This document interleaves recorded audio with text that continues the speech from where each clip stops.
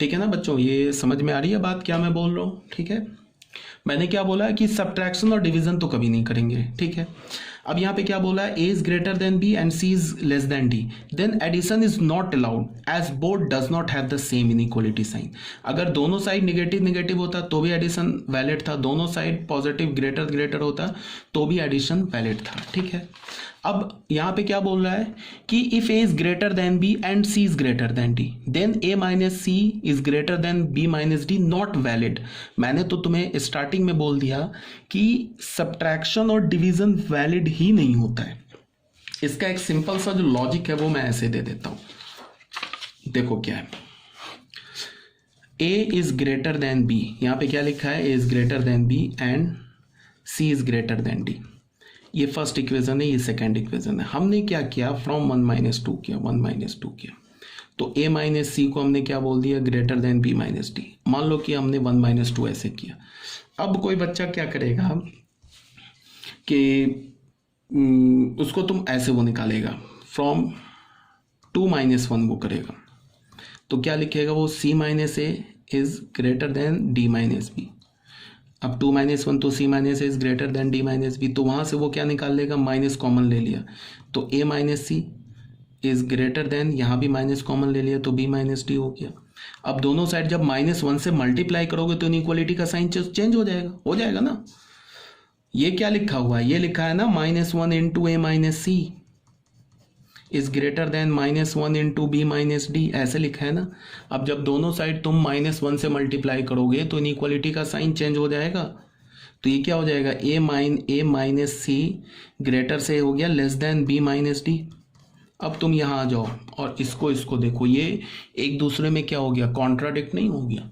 यहाँ तो बोल रहा है कि a minus C is greater than B minus d, और यहाँ बोल रहा है minus C is less than B minus d, तो ये तो कॉन्ट्राडिक्ट हो गया ना। इसका मतलब क्या है कि तुम याद कैसे रखोगे कि हम किसी दो इनइक्वालिटी को कभी भी सब्ट्रैक्ट नहीं कर सकते, ऐड कर सकते हैं। कब ऐड करेंगे, सब्ट्रैक्ट और डिवाइड नहीं कर सकते।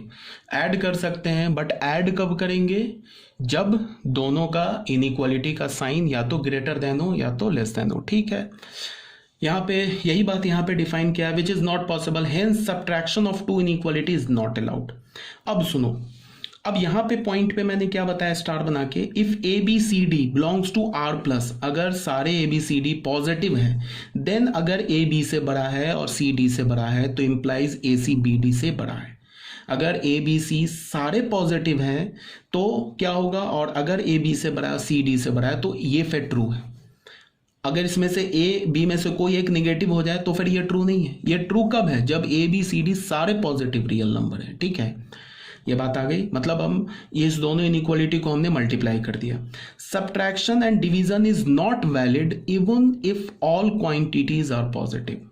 मैंने बोला है कि सब्ट्रैक्शन और डिवीजन दो इनइक्वालिटी का वैलिड ही नहीं है, चाहे वो सारे पॉजिटिव हो, चाहे सारे नेगेटिव हो, चाहे कुछ पॉजिटिव हो कुछ नेगेटिव हो। एग्जाम्पल देख लो, 5 is greater then 2, 10 is greater then 2।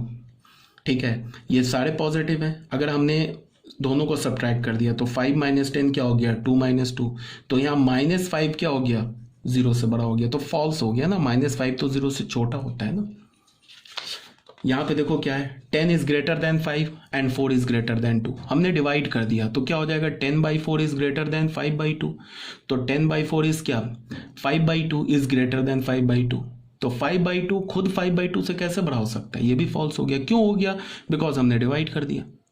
ठीक है, तो मैंने क्या बोला, एक बार फिर से मैंने क्या बोला कि दो इनइक्वालिटी को तुम हमेशा ऐड कर सकते हो, बट ध्यान में क्या रखना है कि जिस दो इनइक्वालिटी को ऐड कर रहे हो उसमें इनइक्वालिटी का साइन सेम होना चाहिए।